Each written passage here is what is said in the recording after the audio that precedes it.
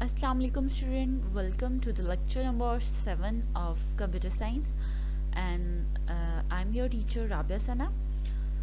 This is your 7th lecture and I'm hoping that you have enjoyed your winter vacations a lot and welcome back to the learning process.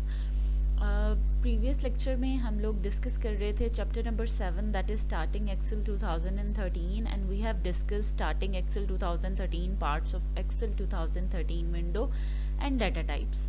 ये 3 topics मैं आपको पिछले lecture में cover करा चुकी हूँ और अब इस आज के लेक्चर में हम 2 टॉपिक्स कवर करेंगे that is creating a workbook and saving a workbook. तो बच्चे चलें स्टार्ट करते हैं किस तरह से हम वर्कबुक को क्रिएट कर सकते हैं। To create a new workbook, जब आप ओपन करते हैं एक्सेल को तो by default workbook opens only one worksheet and it can contains a maximum of 255 worksheets. बच्चों मैंने आपको बताया था कि जब आप एक्सेल ओपन करते हैं तो उसमें बाय डिफ़ॉल्ट सिर्फ एक ही वर्कबुक ओपन होती है और आप एक वर्कबुक में डिफरेंट वर्कशीट्स मतलब more than one worksheets add कर सकते हैं। तो आज मैं आपको बता रही हूँ कि एक वर्कबुक में आप मैक्सिमम मतलब ज़्यादा से ज़्यादा 255 वर्कशीट्स जो हैं वो ऐड कर सकते हैं। और वर्कबुक ऐड करते किस तरह से हैं, सबसे पहले जब आपने एक्सेल को ओपन किया होगा तो आपके पास फर्स्ट स्टेप है क्लिक द फाइल टैब। आपको पता है एक्सेल ओपन करें तो ऊपर ही आपके पास फाइल टैब का ऑप्शन आ रहा होता है तो आपने उसको क्लिक करना है। उसके बाद जैसे ही आप फाइल टैब को क्लिक करेंगे तो बच्चे आपके पास जो है इस तरह से बैक स्टेज व्यू आ जाएगा। बैक स्टेज व्यू में आपके पास यहाँ पर सेकंड नंबर पे न्यू का ऑप्शन होगा। इस न्यू के ऑप्शन को आप जैसे ही क्लिक करेंगे तो आपके पास यहाँ पर आ जाएगा ब्लैंक वर्कबुक ऑप्शन। इस ब्लैंक वर्कबुक के ऑप्शन को आप क्लिक करेंगे तो आपकी ब्लैंक वर्कबुक जो है वो ओपन हो जाएगी।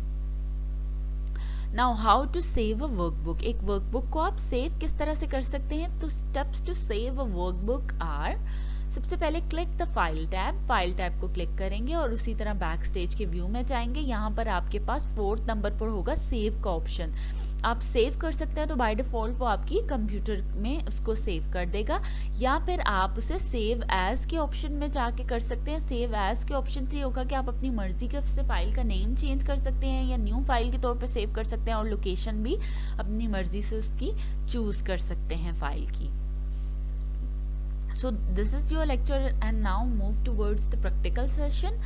अब बच्चे आपको बताती हूँ कि प्रैक्टिकली आप लोगों ने करना कैसे है। सबसे पहले क्योंकि मेरी विंडो चेंज है सो आई एम एक्सप्लेनिंग यू कि यहाँ पर आपके विंडो के कॉर्नर में स्टार्ट का बटन आ रहा होगा कलरफुल सा, उसको आप जैसे क्लिक करते हैं तो वहाँ पर आपके सर्च का ऑप्शन आता है, वहाँ पर आपने लिखना है एक्सेल। ठीक है, जैसे ही आप एक्सेल लिखेंगे एक्सेल 2013 आप पे आ जाएगा और वो ऊपर सबसे आ जाएगा, उसको आपने क्लिक करके ओपन कर लेना है। ठीक है, मैंने ऑलरेडी इसको ओपन किया हुआ है। जैसे ही ये ओपन होगा मेरा बच्चों इस तरह से आपका जो है वो व्यू आ जाएगा। ठीक है, एक्सेल का, ये एक्सेल का फर्स्ट व्यू है। अब यहाँ पर आप देखें सबसे पहले वो आपसे पूछ रहा है कि न्यू, हम एक ब्लैंक वर्कबुक को यहाँ से चूज करते हैं।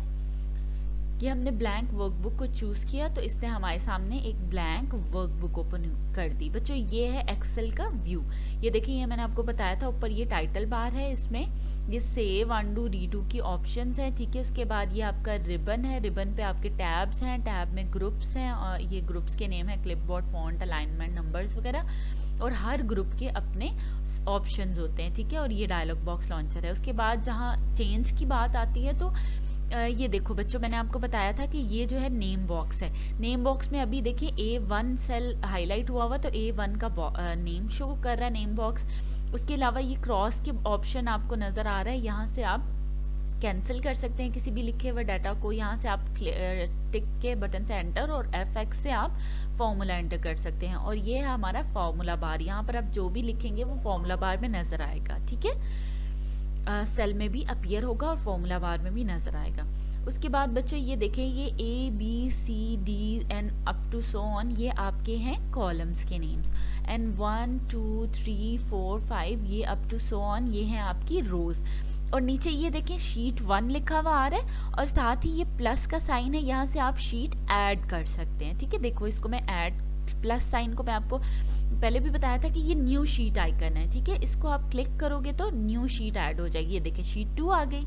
इसी तरह आप करते जाओगे तो आप 255 न्यू शीट्स इसमें ऐड कर सकते हैं। अब मैं दोबारा अपनी शीट 1 पे जा रही हूँ। ठीक है, ये मेरे पास शीट 1 का व्यू है। अब बच्चों ये देखो, मैंने आपको बताया था कि जो भी डाटा आप टाइप करते हो, फॉर एग्जांपल इसमें हमने टाइप करना है नेम। ठीक है, तो अब देखिए नेम सेल A1 में भी लिखा आ रहा है और नेम जो है आपके फॉर्मूला बार में भी लिखा आ रहा है। फिर मैंने नेक्स्ट पे मूव करना है तो मैंने सिंपल जो है वो एरो की यूज़ की है, या आप टैब की भी यूज़ कर सकते हो। अब देखो सेल ऊपर नेम बॉक्स में B1 दे रहा है सेल का नेम और B1 को हाईलाइट किया हुआ है। अब यहाँ पर मैं लिखूंगी, मैंने डाटा एंटर करना है ना, तो क्लास, तो देखो यहाँ सेल में भी लिखा आ रहा है और फॉर्मूला बार में भी लिखा आ रहा है। ठीक है, और इसी तरह आप जिस भी सेल पे मूव करोगे उसका नेम ऊपर नेम बॉक्स में लिखा हुआ आ जाएगा। ठीक है, तो ये हमारे पास शीट 1 का व्यू है और ये शीट 2 जो कि ब्लैंक है। ठीक है, इसके अलावा मैंने आपको बताया था बच्चों ये वर्कबुक के व्यूज हैं।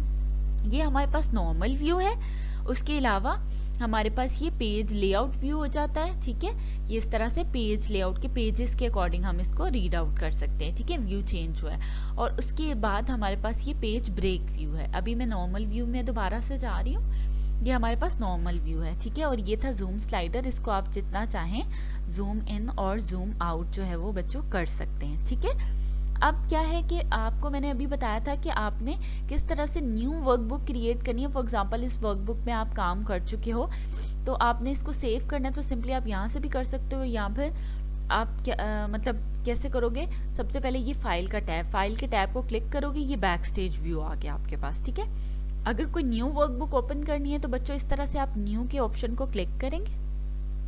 ये देखिए सेकंड नंबर पे है न्यू करेंगे, साथ ही यहाँ पर उसने ब्लैंक वर्कबुक का ऑप्शन दे दिया। ये मैंने ब्लैंक वर्कबुक को क्लिक किया तो मेरे पास एक और वर्कबुक आ गई। ये देखिए यहाँ पर लिखा हुआ आ रहा है ना book 2।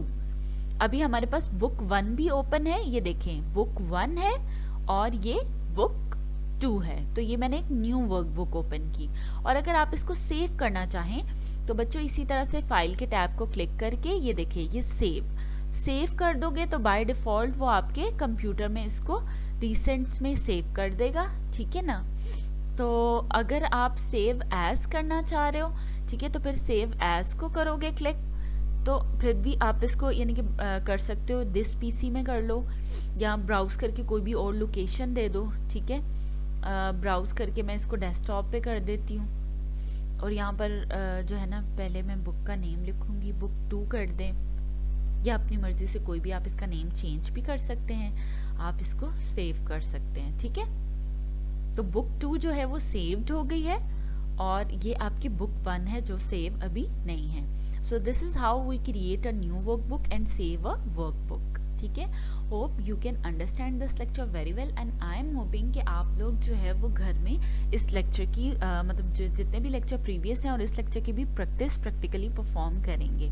See you very soon. Take very good care of yourself. Allah Hafiz.